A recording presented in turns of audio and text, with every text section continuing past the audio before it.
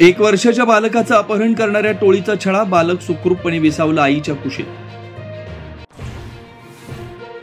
पत्नी गेल्याचा विरह सहन न झाला, शिवानंदनेही घेतली अखेरची निरोपाची वाट. बोरगाव येथील घटना. फलटणमध्ये उपजिल्हा रुग्णालयात महिला डॉक्टरची हातावर सुसाईड नोट लिहित आत्महत्या, पोलीस उपनिरीक्षक गोपाल बदनेच्या नावाचा उल्लेख.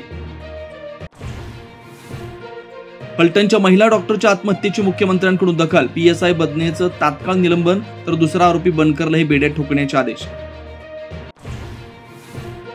आरोपीनं अटक केल्याशिवाय मृतदेह स्वीकारणार नाही, महिला डॉक्टरच्या नातेवाईकांचा आक्रमक पवित्रा. आगामी काळात संघाला आंबेडकरवादीच हरवू शकतात, संभाजीनगरमधल्या मोर्चामध्ये सुजात आंबेडकरांचा हल्लाबोल, परवानगी नाकारल्यानंतर मोठ्या संख्येने आंबेडकरवादी रस्त्यावर.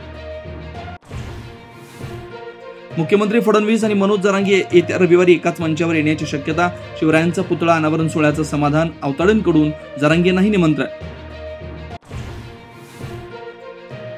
मविया मतदार यादीतला घोळ जनतेसमोर आणणार, सोमवारी आदित्य ठाकरे शिवसेनेच्या मेळाव्यात फोडणार आरोपांचा बॉम्ब, तर काँग्रेसकडून उद्याच पत्रकार परिषदेचं आयोजन.